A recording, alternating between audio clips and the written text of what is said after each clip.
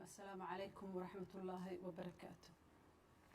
waxaan rabnaa in dadweynaha Soomaaliyeed umada aan u sheegno in maanta oo ay tahay 16 bisha Maarso 2020 aan xaqiijinay xaaladii ama keyskii ugu horeeyay oo coronavirus ah.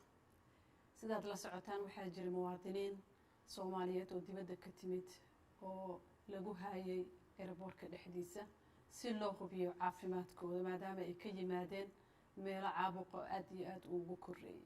waxay ahayd taxadar meel loo asteeyaa la geeyay waxaana laga qaaday wax walbana waa la baarayay. waxaa laga qaaday baaritaankii loogu talagalay in lagu ogaado caabuqa infectionka coronavirus ee COVID-19 loo yaqaano. saakay ayaa resultigi jawaabtina loo keenay hal qof ayaa cudurkii qaba. waxaan xaqiijinaynaa dadweynaha oo xaqiijinaynaa dadkaas karantiilka la geliyay uu ka mid yahay qofkan muwaadinka Soomaaliyeed waa muwaadiniin Soomaaliyeed inay dad aan wax calaamado ah symptomski cudurka leh aysan jirin oo qofna uusan qabin ay caafimaad qabeen ay haddana wada ladan yihiin laakiin in jirkiisa qofkan uu ku jiro.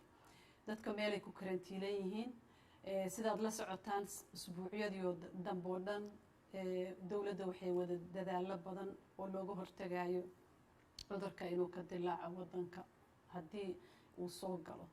waxaa la sameeyay meelo lagu karantiilo dadka ka yimaada meelaha cudurkaas uu ka jiro muddo ka yar 14 casho. dadkaas hadda aan sheegayno ee ka yimid midkood laga helay waxay ahaayeen dad ka yimid meelaha caabuqa uu ka jiro waqti yar gudaheeda. meelaha dadka lagu karantiilaayo waxaa loogu talagalay in dadka lagu haayo aan bulshada lagu deynin ilaa laga hubinayo laga qaadayo baaritaan la xaqiijinayo caafimaadkooda in cudurkii uu ku jiro jirkooda kadibna haddii ay caafimaad qabaan lagu daayo bulshadii oo xaafadahoodii iyo reerahoodii ay u tagaan. dawladda dadaal badan ay samaysay meeshaas lagu karantiilaayo waa diyaar waqti yar gudaheeda waliba aad loogu dadaalo la isugu tagay dawladda xubnaheeda kala duwan xafiiska ra'iisul wasaaraha uu hogaaminayo. waxaa la sameeyay waxaa la diyaariyay isbitaal haddii xaalado ay soo baxaan lagu daaweeyo. isbitaalkii qalabkiisii waa la nadiifiyey waa la baneeyey waa la diyaariyey si looga hortago in qofkii uu soo rito xanuunka yani u dayacmo. dadaal badan ayaa jira. qalabkii qaar waa la dalbay qaar waa naloo keenay. wax dhib oo hadda ka muuqda dadkaas iyo qofka cudurka viruska korkiisa laga helay ma jiraan. waxaan rabnaa ummadda inaan u xaqiijino inay isdejiyaan aan la socodsiin doona mar walba xaaladda meesha ay maraysa haddii ay wax soo kordhaan laakiin wacyigelintii wasaaradda caafimaadka ay hogaaminayso hay-adaha dawladda culamaa u diinka masaajidyada qaybaha kala duwan ee bulshada ay isugu tagtay way soconaysaa.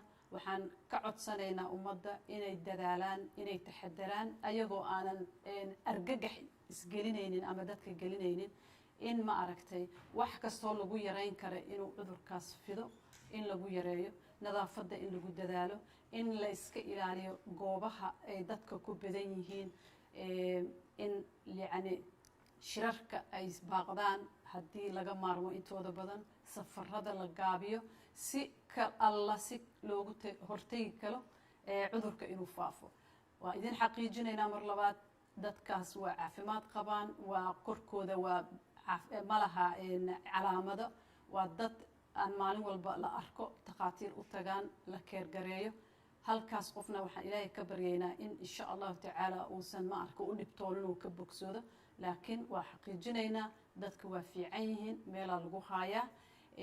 dawladdana dadaalkeeda aad ayuu u badan yahay sidii looga hortagi lahaa muwaadiniintii Soomaalida ee imaanaysana meel in la geeyo meelahaas ka imaanayso cudurka uu ka jiro xaaladaha cudurka uu ka jiro in iyagana lagu hayn doono meel gaar ah ilaa iyo in intii laga xaqiijinayo inay cudurka jirkooda uu ku jirin insha allahu tacaala. waxaa noo wada rajeeyay ilaahay inuu wadana xafido.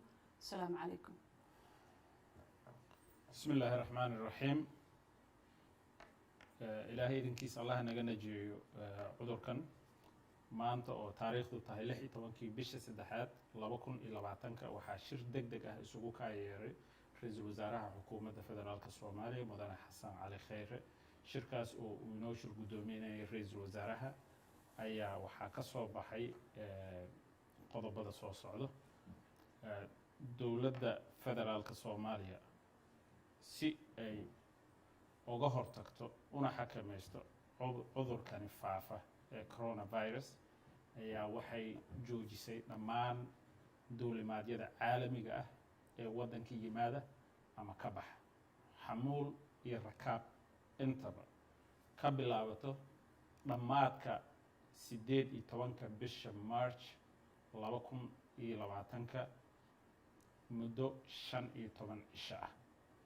macnaheedu waxaa weeyaan bisha 18keeda marka ay dhammaato habeenkii 6 saac la gaaro 19 diyaarad international ah mana imaan karto waddanka kamana bixi karto. waxay dowladda ogolaasho gaar ah siin doontaa haddii uu ilaahay ka raali noqdo duulimaadyada la xiriira bani aadanimada iyo xaalado gaar ah. insha Allah tacaala waxaan ilaahay ka rajaynaynaa inuu cudurkani naga badbaadiyo dhammaanteen. xayiraadani waxa ay saaran tahay waddanka Soomaaliya dhammaantiis ayay saaran tahay. wabillahi tawfiiq.